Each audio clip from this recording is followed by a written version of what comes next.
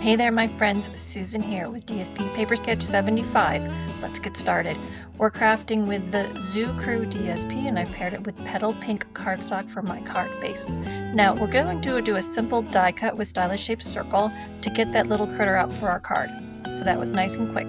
Then we're going to stamp our sentiment with the Enduring Beauty stamp set. I used Petal Pink ink, and then I used the coordinating die for my sentiment tag. Now I'm going to emboss the front of the card with the Adoring Hearts embossing folder. I lined up my piece on the edge, so I just get 2 lines of hearts instead of offset 3 ones.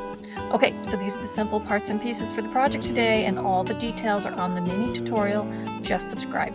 So we start by folding our card in half and giving it a score with a bone folder. Then we're just going to pop these 2 elements on top with dimensionals. So I start with the critter in the center first, and then I position the sentiment just below his feet. So there you go. It's quick, simple, and easy. This DSP is quite easy to craft with.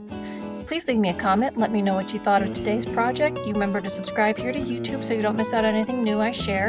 And if you need to get a hold of me, just email me at susan@pumpkinhillstampers.com.